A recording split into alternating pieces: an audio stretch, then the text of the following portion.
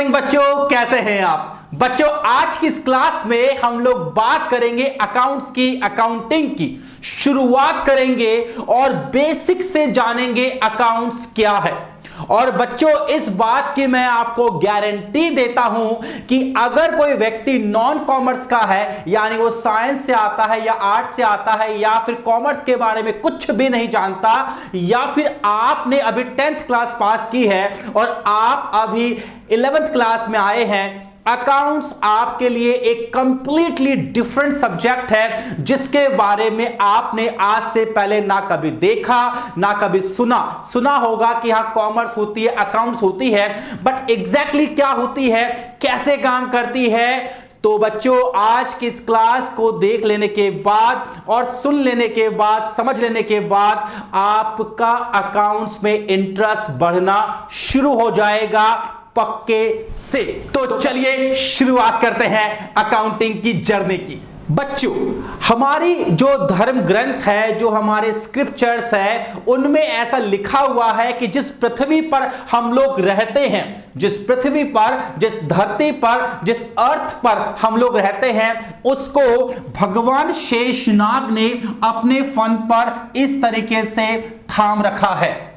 और जब जब भगवान शेषनाग जो है अपने फनों को हिलाते हैं तो धरती भी हिलती है, और जब धरती हिलती है तो इसे ही भूकंप का आना कहते हैं। राइट। इसका मतलब यह हुआ कि जो आपकी फाउंडेशन है, जो आपकी नींव है, अगर वो हिलेगी तो उस पर बनी हुई इमारत भी हिलेगी, उस पर बनी हुई बिल्डिंग भी हिलेगी।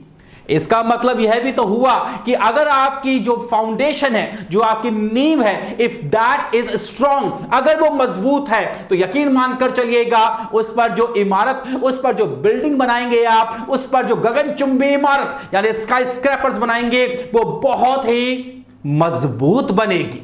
राइट। ठीक इसी प्रकार से अगर अकाउंट्स को समझना है तो अकाउंट्स के जड़ को पकड़ना पड़ेगा, अकाउंट्स के कॉन्सेप्ट्स को पकड़ना पड़ेगा और यह समझना पड़ेगा कि अकाउंट्स किन रूल्स पर चलती है, उसकी फाउंडेशन क्या है, उसकी जड़ क्या है। और बच्चों एक बार अगर आपके हाथ में उसकी जड़ आ गई, आपको समझ में आ गया कि अकाउंट्स जो है इस तरीके से काम करती है, फिर अकाउंट्स को समझना बहुत आसान हो जाएगा। तो आज की इस क्लास में हम लोग सीखने वाले हैं अकाउंट्स के कॉन्सेप्ट्स के बारे में। राइट। तो चलिए शुरुआत करते हैं बच्चों अकाउंटिंग कॉन्सेप्ट्स के साथ। सर ये अकाउंटिंग कॉन्सेप्ट्स क्या है, पहले यह बता दीजिए।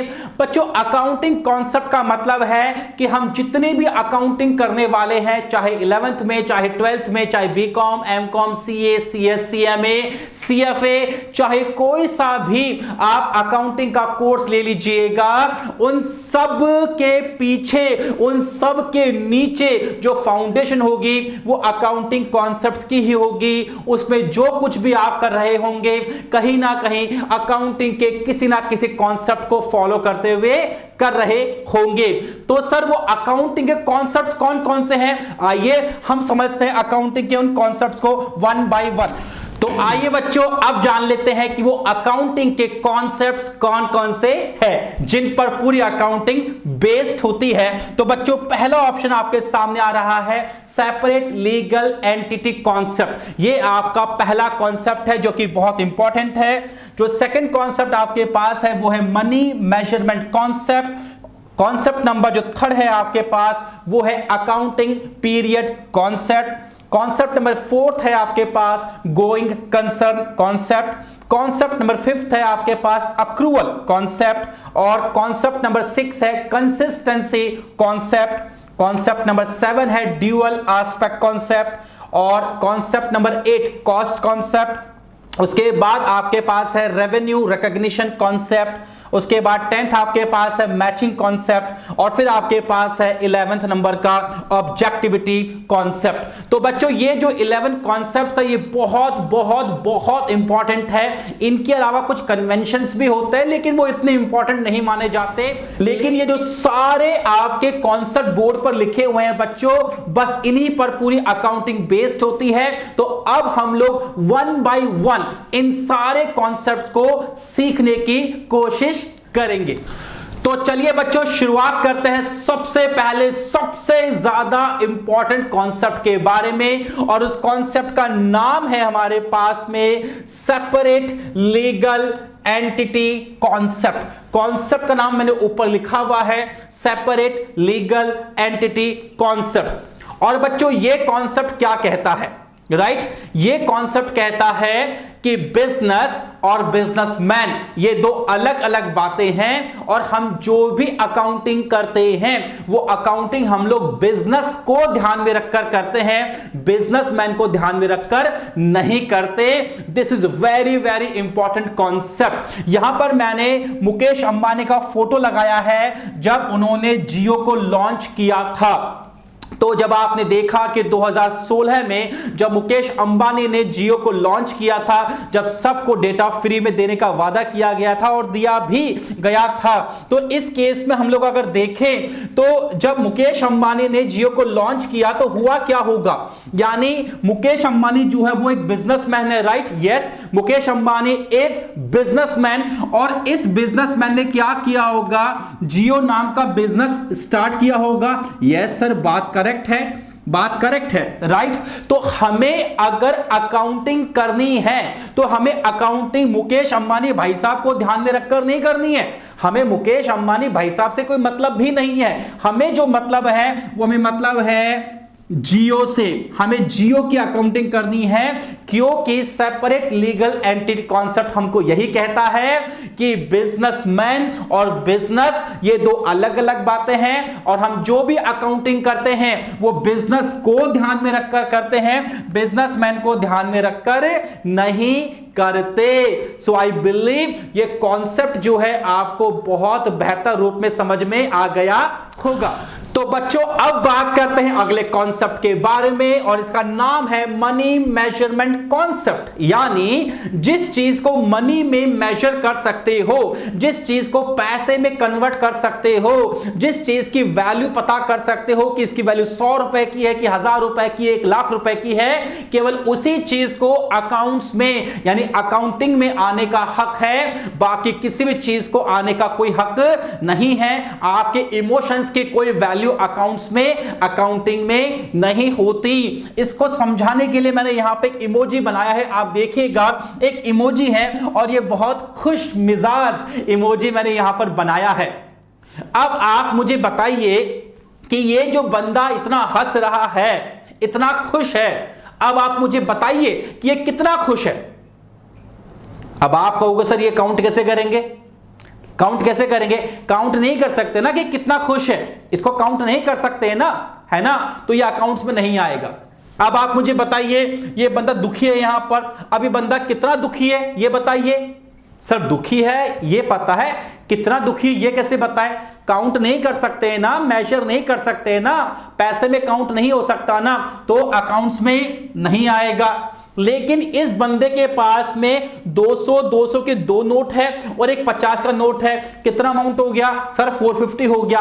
काउंट कर सकते हो ना? हाँ सर काउंट कर सकते हैं, तो अकाउंट्स में आएगा। सिंपल सी बात है, अकाउंट्स ये कहती है, अकाउंटिंग ये कहती है कि भैया जिस चीज की आप वैल्यू निकाल सकते हो कि ये चीज कितने रुपए की है, बस वही अकाउंट्स में आती है। बाकी आपके इमोशंस की कोई मतलब नहीं है, भाड़ में गए आपके इमोशंस, हम उसकी अकाउंटिंग में कोई अकाउंटिंग नहीं करते। आपके इमोशंस हो या लूज मोशंस हो, कोई फर्क नहीं पड़ता इस बात से, राइट? बच्चों अब बात करते हैं अकाउंटिंग पीरियड कॉन्सेप्ट के बारे में। अकाउंटिंग पीरियड कॉन्सेप्ट क्या होता है? देखिए बच्चों, किसी भी चीज को अगर आपको वैल्यू करना है, कैलकुलेट करना है, तो उसके पीछे एक कहीं ना कहीं सर्टेन पीरियड का होना जरूरी है। फॉर एग्जांपल आपके पापा या आप भी अगर कहीं जॉब करते हैं तो जो आपको सैलरी मिलती है ना हिंदुस्तान में, वो मिलती है मंथली बेसिस पर, हर महीने के एंड में आपको सैलरी मिलती है, राइट? जो दिहाड़ी मजदूर होते हैं, जो पर डे वेजेस पे काम करते हैं, उनको डेली वेजेस मिलती है, उनको डेली पैसा मिलता है, राइट? उनका ट्रांजैक्शन डेली बेसिस पर होता है। ठीक उसी तरीके से हर चीज के पीछे एक टाइम पीरियड होता है। तो जो हमारी अकाउंटिंग है, हमारी जो अकाउंटिंग है उसका टाइम पीरियड 1 साल का होता है, 1 ईयर का होता है। यानी हम जो भी अकाउंटिंग में करेंगे वो 1 साल के पीरियड को ध्यान में रखकर करेंगे। और इसी 1 साल के पीरियड को जो है हम लोग क्या कहते हैं, इसे हम कहते हैं फाइनेंशियल ईयर।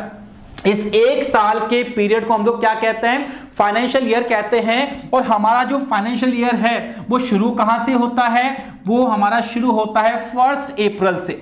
जो हमारा फाइनेंशियल ईयर है वो शुरू होता है 1 अप्रैल से और खत्म होता है 31 मार्च को। और जो ये पीरियड आपके पास में आ गया, ये जो पीरियड आपके पास में आ गया 1 साल का पीरियड, इस 1 साल के पीरियड को ही हम लोग अकाउंटिंग ईयर कहते हैं। यानी ये आपका अकाउंटिंग पीरियड कॉन्सेप्ट बन गया। और ये मैक्सिमम कितने महीने का हो सकता है, ये मैक्सिमम आपका 12 मंथ्स का हो सकता है। एक बात फिर से ध्यान कर लेना, बहुत इंपॉर्टेंट कॉन्सेप्ट है और आगे जाके बहुत सारी चीजें आपको इसी पर बेस्ड होकर समझ में आएगी कि जो अकाउंटिंग पीरियड होता है वो मैक्सिमम 12 मंथ्स का होता है और वो स्टार्ट होता है 1 अप्रैल से और एंड होता है 31 मार्च को। बच्चों अब बात करते हैं गोइंग कंसर्न कॉन्सेप्ट के बारे में। अकाउंट्स का ये जो गोइंग कंसर्न कॉन्सेप्ट है ये कहता है कि आप जब भी कोई बिजनेस स्टार्ट करते हो तो इस उम्मीद के साथ स्टार्ट करते हो कि ये बिजनेस चलता ही जाएगा, चलता ही जाएगा, चलता ही जाएगा, चलता ही जाएगा, मेरे पूरे जीवन भर ये बिजनेस चलेगा, मेरे जाने के बाद मेरे बच्चे इस बिजनेस को चलाएंगे, उसके बाद उसके बच्चे चलाएंगे, उसके बाद उसके बच्चे चलाएंगे, इनफिनिट तक ये चलता रहेगा। इस सोच के साथ ही हम लोग कोई बिजनेस को स्टार्ट करते हैं। क्या कभी आपने किसी व्यक्ति को देखा, सुना ऐसा कि वो सुबह सुबह दुकान खोलता है और दुकान खोलने के बाद मंदिर में पूजा करता है भगवान की और भगवान से प्रार्थना करता है, हे भगवान मेरे पास में 10 दुकानें हैं, आप मेरे पास में 8 दुकानें रह जाए। ऐसा कोई बोलता है क्या? फिर नेक्स्ट डे ऐसा बोलता है क्या, भगवान अब मेरे पास 8 दुकानें हैं, भगवान मेरे पास अब 7 दुकानें रह जाए। ऐसा कोई बोलता है क्या, भगवान अब मेरे पास 7 दुकानें हैं, भगवान मैं कल रोड पे आ जाऊं। ऐसा कोई बोलता है क्या? अरे भाई ऐसा कोई बोलता है क्या? ऐसा कोई नहीं बोलता। लोग बोलते हैं आज 1 दुकान है, भगवान कल 2 दुकान बन जाए, 2 है तो 4 हो जाए, 4 है तो 8 हो जाए, 8 है तो 16 हो जाए। कहने का मतलब यह है कि हर व्यक्ति ग्रोथ को रिप्रेजेंट करता है। तो अकाउंटिंग का ये जो कॉन्सेप्ट है ये एक पॉजिटिव माइंडसेट पर बेस्ड है, जो कि यह मानकर चलता है कि अगर आपने बिजनेस स्टार्ट किया है तो परमात्मा की कृपा से यह चलता ही जाएगा, चलता ही जाएगा, चलता ही जाएगा। इसका एग्जांपल देखिए मैं आपको समझाता हूं। जैसे मान लीजिए कोई बिजनेस है, अब आईसीआईसीआई बैंक ने किसी बिजनेस को, मान लीजिए रिलायंस डिजिटल की बात करते हैं, रिलायंस कंपनी की बात करते हैं, अभी आईसीआईसीआई बैंक ने 10 लाख रुपए का मान लो लोन दिया है रिलायंस डिजिटल को। ओके, अच्छी बात है। और ये लोन दिया है, मान लीजिए 10 सालों के लिए लोन दिया है। तो रिलायंस डिजिटल को जो आईसीआईसीआई बैंक ने लोन दिया है वो तो यही मानकर दिया होगा ना कि ये बिजनेस 10 साल चलेगा, राइट?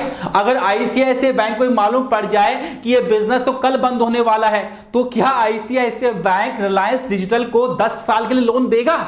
नहीं देगा। बहुत सिंपल सी बात है।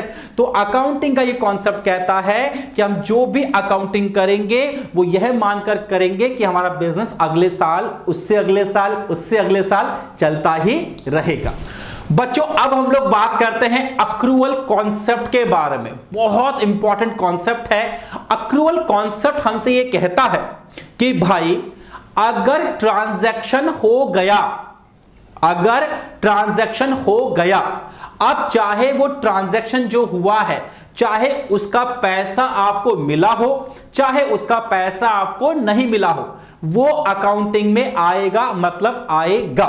सर एग्जांपल देखिए बताइए। तो एग्जांपल देखिए ये समझो बच्चों कि मान लीजिए मेरी खुद की दुकान है कपड़े की और मैंने किसी व्यक्ति को माल बेच दिया 10,000 रुपए का। आप ही मेरी दुकान पर आए और आपको मैंने 10,000 रुपए का माल बेच दिया और आप मेरे जानकार हो, आप कहते हो सर पैसा मैं आपको अगले हफ्ते दे दूंगा और मैंने आपको माल बेच दिया। अब आप सोचिए कि क्या मेरे पास अभी आज के डेट में पैसा आया? पैसा तो नहीं आया, क्योंकि पैसा तो आप मुझे एक हफ्ते के बाद देने वाले हो। लेकिन क्या मैंने माल बेच दिया? ट्रांजैक्शन हो गया? हां जी हो गया। तो ट्रांजैक्शन होना जरूरी है, पैसा आए चाहे नहीं आए। जिस दिन मैंने माल बेचा उस दिन एंट्री जो है अकाउंट्स में आएगी, और यही कॉन्सेप्ट है अक्रूवल कॉन्सेप्ट। यानी इस बात से कोई फर्क नहीं पड़ता कि आपको कैश मिला चाहे नहीं मिला, अगर ट्रांजैक्शन हो गया तो वो अकाउंटिंग में आएगा। इसीलिए बच्चों जो ट्रांजैक्शन आपके होते हैं, जो आपके ट्रांजैक्शन होते हैं वो आपके दो तरीके से होते हैं, या तो कैश में होते हैं या फिर वो आपके क्रेडिट में होते हैं। ये दो तरीके से आपके ट्रांजैक्शन होते हैं। तो अकाउंटिंग का यह कॉन्सेप्ट कहता है कि चाहे कैश में करो चाहे उधार में ट्रांजैक्शन करो, इस बात से कोई फर्क नहीं पड़ता, अगर ट्रांजैक्शन हुआ है तो फिर वो अकाउंटिंग में आएगा। बच्चों अब हम लोग बात करते हैं अकाउंटिंग के बड़े ही शानदार कॉन्सेप्ट के बारे में, जिसका नाम है कंसिस्टेंसी कॉन्सेप्ट। अकाउंट्स का जो ये कॉन्सेप्ट है, जो कंसिस्टेंसी की बात करता है, वो ये कहता है कि भैया आप जो भी कर रहे हो उसको कंटिन्यू करते रहो, बार बार उस पर चेंज मत करो। जैसे राहुल द्रविड़ है, ये जो बैटिंग करता है ये बैटिंग एक ही तरीके से बैटिंग करता है। आप देखिएगा टेस्ट मैच में इसको जैसे बैटिंग करनी है वैसे ही बैटिंग करेगा। ये कंसिस्टेंट प्लेयर है, मिस्टर कंसिस्टेंट कहा जाता है राहुल द्रविड़ को। ठीक उसी प्रकार से अकाउंटिंग का ये कॉन्सेप्ट भी यही कहता है। सर इसको एग्जांपल देखिए, समझाइए अकाउंटिंग का तो समझिए। देखिए बच्चों क्या होता है, अकाउंटिंग में डेप्रिसिएशन लगता है एसेट्स के ऊपर। डेप्रिसिएशन क्या होता है, आप जो भी एसेट परचेज करते हो जो उसकी वैल्यू में कमी आती है बाय यूजिंग और बाय द टाइम, यानी उसको यूज करने की वजह से या फिर समय के समाप्त होने की वजह से जो उसकी वैल्यू में कमी आती है उसको डेप्रिसिएशन कहते हैं। सर एग्जांपल देके समझाइए। तो एग्जांपल ये लीजिए, मान लीजिए आपने दिवाली के वक्त में एक्टिवा परचेज की 1 लाख रुपए की, ठीक है सर। 2 साल आपने उस एक्टिवा को चला लिया, ठीक है। अब अगर मान लीजिए आप उस एक्टिवा को बेचना चाहते हो तो क्या वो 1 लाख में बिकेगी? 1 लाख में तो नहीं बिकेगी, राइट। अब वो एक्टिवा मान लीजिए 80,000 में बिक रही है मार्केट में, राइट। तो जो 20,000 रुपए की जो कमी आ गई, उस 20,000 रुपए की कमी को डेप्रिसिएशन कहते हैं। यानी मैं ये कहूंगा कि उस एक्टिवा पर 20,000 रुपए का डेप्रिसिएशन लग गया, राइट। तो डेप्रिसिएशन का चैप्टर आगे आएगा, पूरा डिटेल में इसको समझेंगे और उसकी अकाउंटिंग को भी समझेंगे बहुत ही प्रैक्टिकल लैंग्वेज में। लेकिन अभी फिलहाल के लिए अगर बात करें तो डेप्रिसिएशन को बहुत तरीके से, यानी बहुत सारी मेथड्स है डेप्रिसिएशन लगाने के, राइट। उनमें से 2 मेथड बहुत ही पॉपुलर है। एक है आपके पास में SLM, कलर चेंज करते हैं इसका एक बार। एक है मेथड आपके पास में SLM और एक है आपके पास में WDV, स्ट्रेट लाइन मेथड। दूसरा है रिटर्न डाउन वैल्यू मेथड, और भी मेथड है। तो अकाउंट्स का कंसिस्टेंसी कॉन्सेप्ट कहता है कि भाई आपको जिस तरीके से डेप्रिसिएशन लगाना है वो लगाइए आप। मान लीजिए आपने SLM को चूज किया कि मैं तो SLM को यूज करके जो है वो डेप्रिसिएशन लगाऊंगा, ठीक है। तो फिर हर साल आप SLM को ही यूज कीजिए। अगर आपने चूज कर रखा है WDV तो फिर हर साल आप WDV मेथड को ही चूज कीजिए, क्योंकि अगर मान लीजिए आपने एक साल ये लगाया फिर एक साल ये लगाया तो कंपेयर नहीं कर पाओगे चीजों को आप, कि आपकी जो फर्म है, आपका जो बिजनेस है वो घाटे में जा रहा है कि मुनाफे में जा रहा है। क्योंकि कंपेयर तो हमेशा 2 समान चीजों के बीच में ही हो सकता है। मैं एग्जांपल देके समझाता हूं। मान लीजिए अभी आप 11th क्लास के स्टूडेंट हैं और एक दूसरा स्टूडेंट है मेरे पास जो CA फाइनल में है। अब मैं ये कहूं कि बताओ किसकी अकाउंटिंग ज्यादा पावरफुल है। भले ही आप अपनी क्लास में टॉपर हो तो भी क्या आपकी नॉलेज उस CA के स्टूडेंट के बराबर हो सकती है? इम्पॉसिबल, हो ही नहीं सकती। पर क्या ये कंपैरिजन करेक्ट है? सर कंपैरिजन तो गलत हो गया, 11th के बच्चे का कंपैरिजन आप सीए के स्टूडेंट से कैसे कर सकते हो? अगर आपको कंपैरिजन ही करना है तो 11th का 11th से कीजिए या फिर सीए स्टूडेंट का सीए से कीजिए, बात तो करेक्ट है। तो वही बात तो ये कॉन्सेप्ट कह रहा है आपको कि भैया अगर आप एसएलएम लगा रहे हो तो हर साल एसएलएम लगाइए ताकि आप कंपेयर कर सको कि आपकी जो फर्म है, आपका जो बिजनेस है वो नीचे जा रहा है कि ऊपर जा रहा है, राइट? बार बार चेंज मत कीजिए, राइट? तो कंसिस्टेंसी मींस जिस मेथड को एक बार फॉलो करना स्टार्ट कर दिया, कंटिन्यू आपको उसी मेथड को फॉलो करना है। बच्चों अब बात करते हैं अकाउंटिंग के अगले कॉन्सेप्ट के बारे में, जिसे कहते हैं हम लोग कॉस्ट कॉन्सेप्ट। इसको हिस्टोरिकल कॉस्ट कॉन्सेप्ट भी कहा जाता है। अकाउंटिंग का ये कॉन्सेप्ट मुझे ये कहता है कि भैया आपने जिस भी एसेट, सर ये एसेट क्या होती है? प्रॉपर्टी। जैसे कि आपने बिल्डिंग परचेज की, जैसे कि आपने जमीन परचेज की, जैसे कि आपने कुछ और फर्नीचर परचेज किया, जैसे आपने एसेट परचेज की, इन सबको एसेट कहा जाता है, राइट? तो अकाउंट्स का यह कॉन्सेप्ट, अकाउंटिंग का यह कॉन्सेप्ट जो कॉस्ट कॉन्सेप्ट है, वह मुझे कहता है कि आपने जिस भी एसेट को जिस रेट पे परचेज किया था, जिस प्राइस पे परचेज किया था, आपको उसको हमेशा उसी प्राइस पर दिखाना चाहिए। फॉर एग्जाम्पल मान लीजिए आपने एक बिल्डिंग परचेज की और मान लीजिए आपने बिल्डिंग परचेज की 10 लाख रुपए की आपने बिल्डिंग परचेज की, राइट?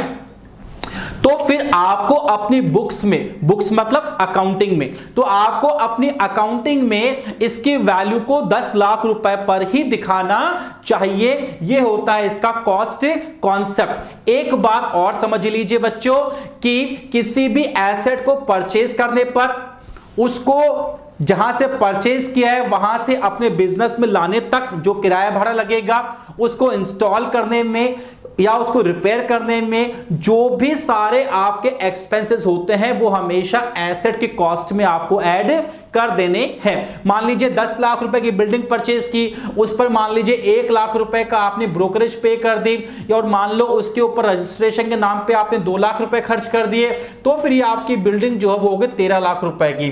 तो आपको उस बिल्डिंग को 13 लाख रुपए में दिखाना होगा। यहां पर मैंने नोट भी बनाया है आपके लिए, as per cost concepts all assets are recorded in the books of accounts at their purchase price which includes cost of acquisition मतलब purchase cost, transportation cost, installation cost and making the asset ready to use. इन सब को add करने पर जो cost बनेगी वो उस एसेट की एक्चुअल कॉस्ट मानी जाएगी, जैसा कि मैंने आपको यहां पर एग्जांपल देकर समझाया। बच्चों अब बात करेंगे हम लोग ड्यूअल एस्पेक्ट कॉन्सेप्ट के बारे में, और यूं समझ लीजिए रीढ़ की हड्डी है ये अकाउंट्स की। अगर आपको ये कॉन्सेप्ट समझ में नहीं आया बच्चों तो मान के चलिएगा अकाउंटिंग तो नहीं कर सकते आप, बाकियों को फिर भी आप इग्नोर कर सकते हो, लेकिन इस कॉन्सेप्ट को इग्नोर किया तो समझ लीजिएगा अकाउंटिंग को इग्नोर कर दिया। सर क्या है ये ड्यूअल एस्पेक्ट कॉन्सेप्ट? बच्चों ये ड्यूअल एस्पेक्ट कॉन्सेप्ट प्रकृति के नियम पर काम करता है, नेचर के रूल पर काम करता है। सर कैसे काम करता है समझाइए। बच्चों प्रकृति का नियम है कि अभी मैं जहां खड़ा हूं वहां पर रात हो रही है, तो इसका मतलब यह हुआ कि इसके ऑपोजिट साइड में जो देश होगा, जो दुनिया होगी, वहां पर दिन हो रहा होगा, राइट? अगर कहीं पर उजाला है तो इस समय कहीं पर अंधेरा भी होगा। अगर किसी व्यक्ति को सुख है तो किसी व्यक्ति को दुख भी होगा। अगर किसी व्यक्ति को लॉस हुआ है तो किसी व्यक्ति को प्रॉफिट भी हुआ होगा, और अगर किसी व्यक्ति की इनकम हुई है तो किसी व्यक्ति का एक्सपेंस भी तो हुआ होगा। इसका मतलब यह हुआ कि जब भी कोई घटना होती है तो उसके कम से कम 2 इफेक्ट होते ही होते हैं। ठीक उसी प्रकार से अकाउंट्स में जब भी कोई ट्रांजैक्शन होता है तो उसमें कम से कम 2 लोग या 2 अकाउंट जो है वो अफेक्ट होते ही होते हैं, और इसे ही कहा जाता है ड्यूअल एस्पेक्ट कॉन्सेप्ट। और जो ये दो अकाउंट अफेक्ट होते हैं कम से कम उन्हें रिप्रेजेंट किया जाता है डेबिट और क्रेडिट के माध्यम से। ये याद रखिएगा, डेबिट और जो क्रेडिट है वो अकाउंट्स के दो पैर है और इन्हीं दो पैरों पर अकाउंट्स चलती है, पूरी अकाउंटिंग चलती है। अगर इसमें से एक पैर भी लंगड़ा हो गया या एक पैर खराब हो गया, आपकी अकाउंटिंग तो बैसाखी पर आ जाएगी, ये याद रखिएगा, राइट। तो ये जो कॉन्सेप्ट वो कहता है कि कम से कम दो अकाउंट अफेक्ट होते ही होते हैं, इसे डबल एंट्री सिस्टम भी कहा जाता है। और यहां पर जो मैंने बैलेंस बनाया है आप लोगों के सामने, इसमें डेबिट और क्रेडिट को यहां पर लिखा है। और आप अगर नोट कर रहे हो तो इसमें डेबिट और जो क्रेडिट का जो पलड़ा है इसके अंदर वो दोनों इक्वल है। तो हमेशा याद रखिएगा इस कॉन्सेप्ट के अकॉर्डिंग जो आपका डेबिट और जो क्रेडिट है वो हमेशा इक्वल होता है।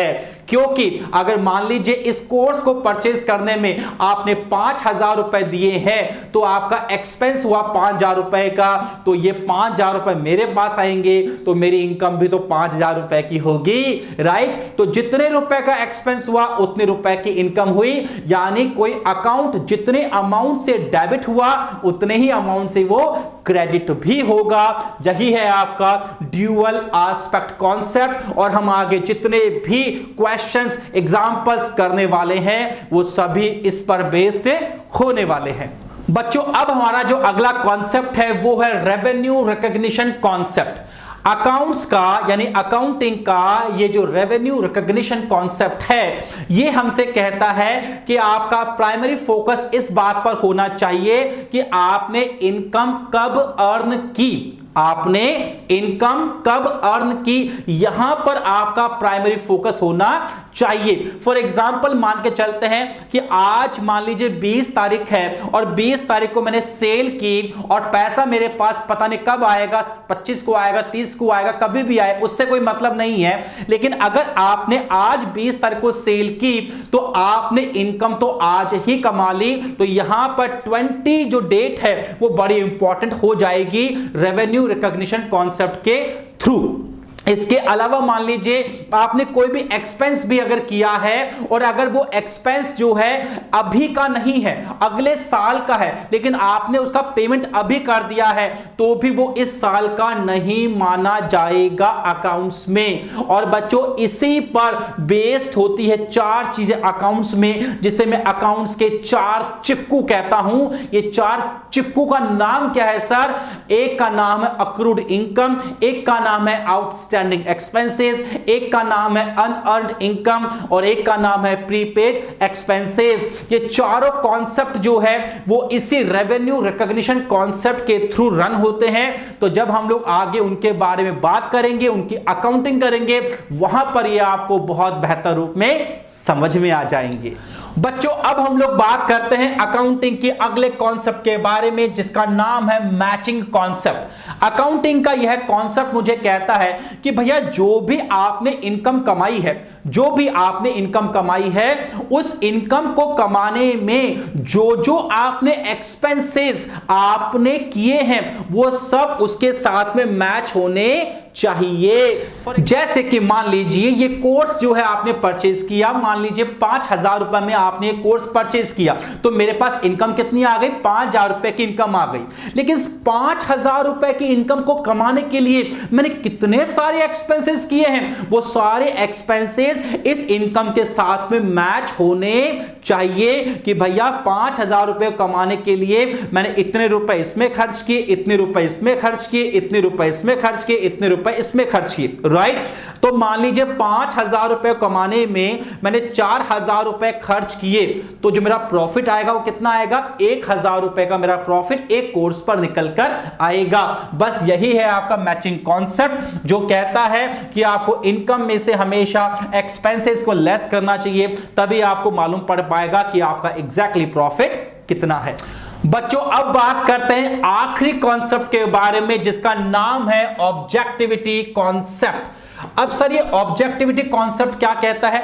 ऑब्जेक्टिविटी कॉन्सेप्ट ये कहता है कि भैया अपना स्वार्थ दूर रखो, अपना बायस्ड माइंड दूर रखो, राइट? जो एक्चुअल है वो अकाउंटिंग में दर्ज करो, वो अकाउंटिंग में रिकॉर्ड करो, ये कहता है ये ऑब्जेक्टिविटी कॉन्सेप्ट। सर एग्जांपल से समझाइए। जैसे मान लीजिए कोई अकाउंटेंट है, अब मान लीजिए अकाउंटेंट आपकी अकाउंटिंग कर रहा है बिजनेस की, लेकिन वो जो अकाउंटेंट है उसको कुछ प्रॉब्लम है आपकी फर्म से, आपके बिजनेस से, और वो उस चक्कर में आपकी अकाउंटिंग को बिगाड़ रहा है।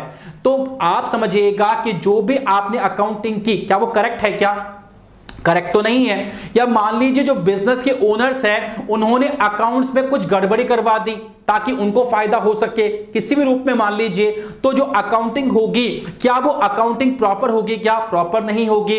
इसका मैं परफेक्ट एग्जांपल आपको समझाऊंगा जब मैं आपको कॉर्पोरेट पढ़ाऊंगा, कॉर्पोरेट अकाउंटिंग पढ़ाऊंगा फर्स्ट ईयर वाली, और 12th में भी जब हम लोग शेयर्स की बात करते हैं तो वहां पर भी मैं इसके बारे में आपको बहुत डिटेल्ड में समझाऊंगा और आपको केस समझाऊंगा सत्यम कंपनी का। राजू रामलिंगम जो उसका ओनर था उस कंपनी का, उसने क्या घपला किया और ये उसने ऑब्जेक्टिविटी कॉन्सेप्ट को उसने दरकिनार कर दिया, जिस कारण से शायद आज भी वो तिहाड़ जेल में है।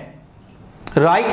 सो ऑब्जेक्टिविटी कॉन्सेप्ट ये कहता है कि भैया जो भी आप अकाउंटिंग कर रहे हो उसके सबूत साथ में आपको लगाने बहुत जरूरी है। उस सबूतों के बगैर अगर आप अकाउंटिंग करते हो तो वो अकाउंटिंग जो है वो सही नहीं मानी जाएगी। सर एग्जांपल देके समझाइए। एग्जांपल यूं समझिए कि मान लीजिए आपने 1 लाख रुपए का माल परचेज किया, परचेज तो कर लिया, बात खत्म हो गई, बिल कहां है उसका बिल कहां है? तो उस बिल को आपको साथ में लगाना पड़ेगा।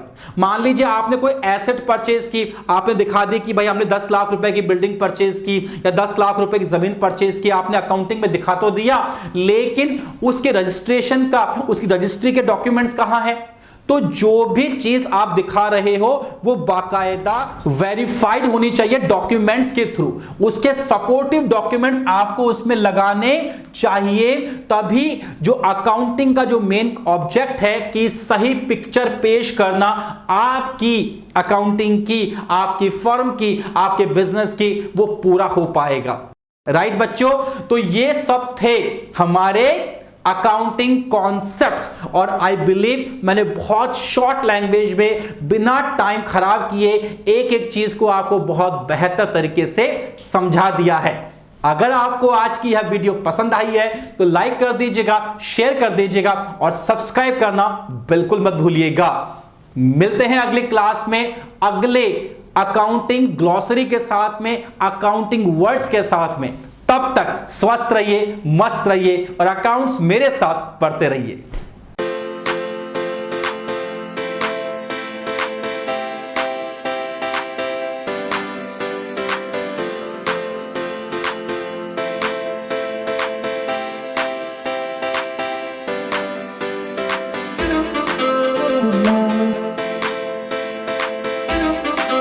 Thank you.